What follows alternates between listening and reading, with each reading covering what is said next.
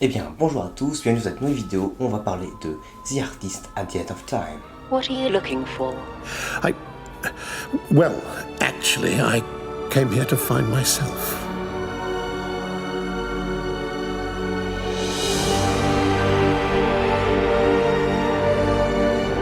The Artist at the End of Time, ou L'artiste à la fin des temps en bon français, sorti le 4 juin dernier et écrit par James Goss, est le second épisode de la saga Big Finish Once and Future pour fêter les 60 ans de la série Doctor Who.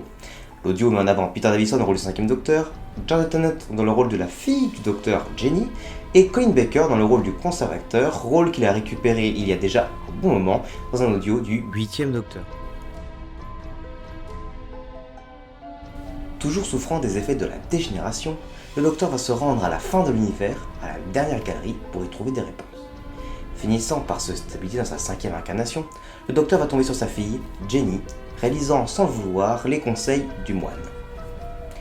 Jenny et le Docteur finiront par tomber sur un artiste, anciennement conservateur de musée qui voulait faire autre chose que surveiller les œuvres, disant subir une malédiction qui détruirait tous les paysages, tous les mondes qu'il représenterait par son art.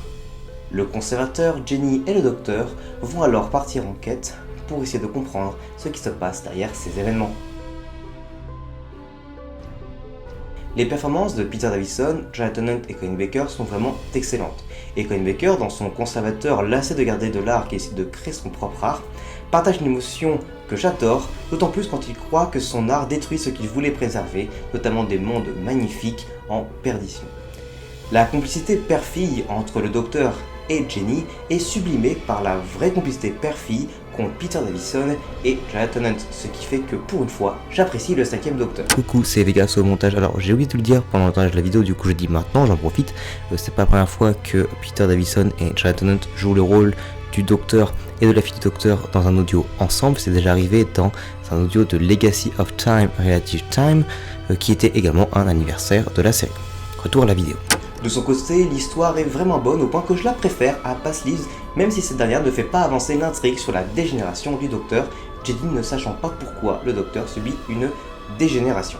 De plus, ce que j'aime énormément dans cette histoire, c'est l'opposition de l'art vu par l'artiste et de l'art vu par le capitalisme. Studio critique donc le capitalisme voulant mettre à tout prix un prix sur de l'art, alors que l'artiste voulait juste représenter quelque chose, pas forcément dans le temps, mais parfois juste éphémère, notamment ce qui est montré avec le bonhomme de neige. Donc amis artistes, je vous conseille cette histoire.